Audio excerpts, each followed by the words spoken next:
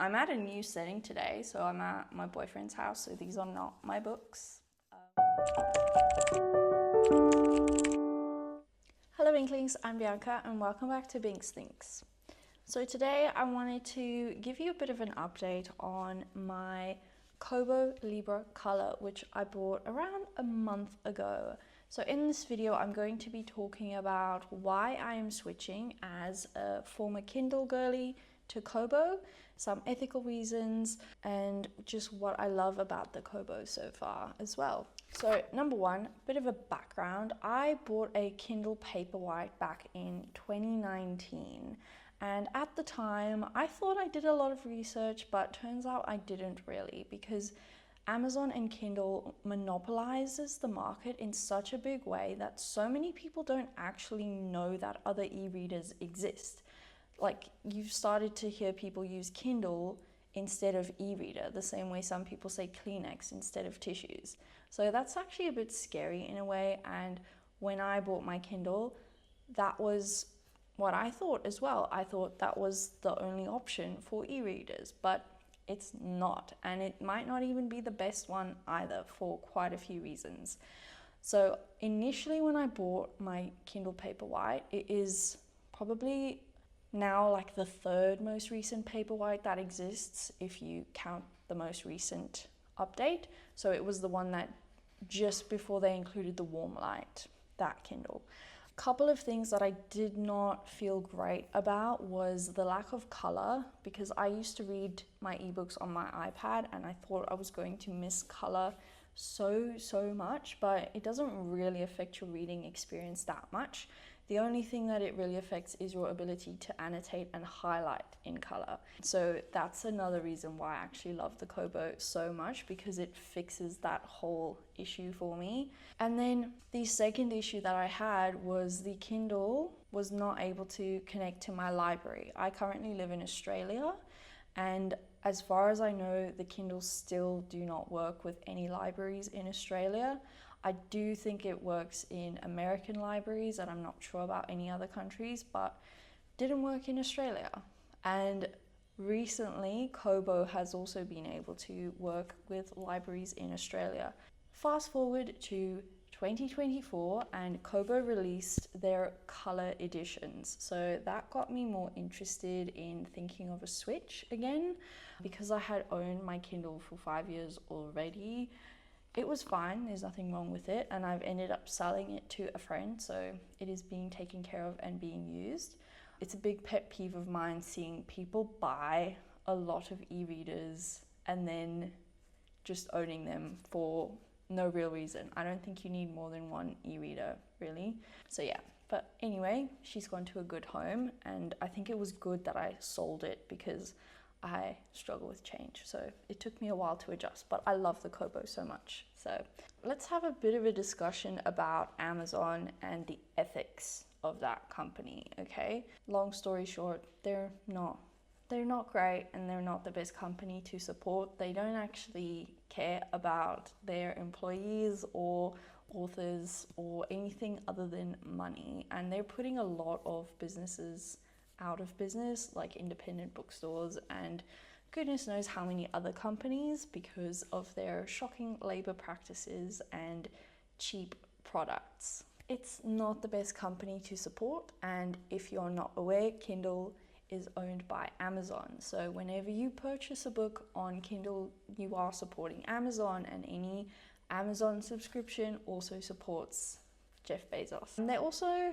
are some concerns about data privacy and what Amazon does with people's data, but I think the other two reasons are big enough to not want to support them, because you should treat your employees fairly and not try to put independent bookstores out of business, in my book. Whereas Kobo, it's a more ethical company. The actual Kobo body itself is recycled, and some people said that they were scared that it would feel different or something in their hands, but it doesn't really. Like, it feels fine. It's actually really ergonomic. I quite like the design with the buttons on the side, and I believe Kindle got rid of their similar design with the buttons. I never had a Kindle like that, so cannot vouch for it at all. Kobo is owned by Rakuten, which has a lot more ethical practices, and they support authors and libraries. So they don't give authors these deals of you can only create like an Audible exclusive or an Amazon Kindle Unlimited exclusive book. So they actually force authors to sell the rights to them specifically, and then they cannot have their books sold by any other company, whereas Kobo doesn't do that at all. They're a lot better when it comes to user privacy. They don't track your habits in the same way that Amazon does, and they're also not so in your face about buying books the whole time. So even just on the device itself, on my Kindle, when I would open it, it would immediately show me books to buy and not any of the books that were actually on my Kindle. So it's almost like a constant temptation to keep buying more books, which is a bit annoying. Whereas this, nothing trying to sell anything to me. If I want to, I can click on the Discover tab and go and look for books to buy. So that's quite nice. And like I said, it can connect to your library, so it connects to Libby and Overdrive, and even Dropbox, Google Drive, and Pocket. So they all connect to your Kobo, so you can access all of that through here if you'd like to. And a fun little thing, as someone who loves stats, you have this little view where you can see all of your reading stats, which I love. Another thing that this specific Kobo has is the notebooks feature. So that is something that I haven't seen Kindle have. Definitely the Kindle Paperwhite does not have that because that doesn't have any like stylus integration. The Kobo Libra you can purchase the stylus with, and or I think any other stylus that would work with it you can use, and you can take notes on it. So I'm planning on using this a lot for my language learning, so I can take notes on vocabulary and grammar while I'm reading books in other languages. That was a big reason for me wanting to make the switch, because it's really hard to remember all of the new words at once. So if you can just take a note in the margins with some translations, it makes a huge difference. Big plus for me. So to summarize, negatives about Amazon include their labor practices, which involve the poor working conditions for their employees and the poor treatment of their workers. Their monopolistic practices, because they really dominate the market and they have a large detrimental effect on small businesses. They have a really big impact on the environment in a negative way. They leave a really large carbon footprint and produce a ton of packaging waste. There are some data privacy concerns in terms of how they collect user data and the surveillance culture around the company. And they have a negative impact on authors and publishers in terms of lower royalties and the exclusivity agreements that they force authors into. So if you support alternative ecosystems like Kobo or Nook or anything else, you promote diversity and community engagement. And at the end of the day, as a consumer, you can make better choices. So another example is I used to have an Audible account, and I know it is really tempting to have one because of the Audible exclusives. So it seems like a great idea to have that and be able to read a book that you can't read anywhere else. But when you think of it, it's not really a great practice. So I've cancelled Audible as well, and I've switched over to Libro FM, which once again, they actually support small businesses.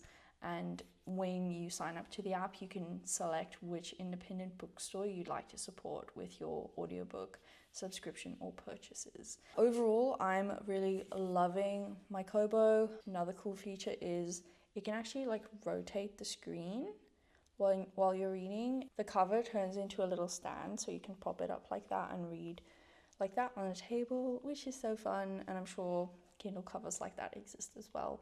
But I've just been having a great time with my Kobo. And before you buy the new Kindle Coloursoft, have a think, do a bit of research and figure out what you actually want, because Kindle is not the only e-reader that exists. There are so many. There are a few creators that specialize in creating e-reader content, which a bit fuzzy on that. I don't really agree with owning as many as they do, but they do provide the service of reviewing them all and comparing them for the rest of us so you can make good choices. So check out those people and just find the e-reader that is best for you. You don't have to buy a Kindle. Thank you so much for watching. If you enjoyed this video, give it a like and subscribe, and I'll see you next time. Keep reading, Inklings. Bye.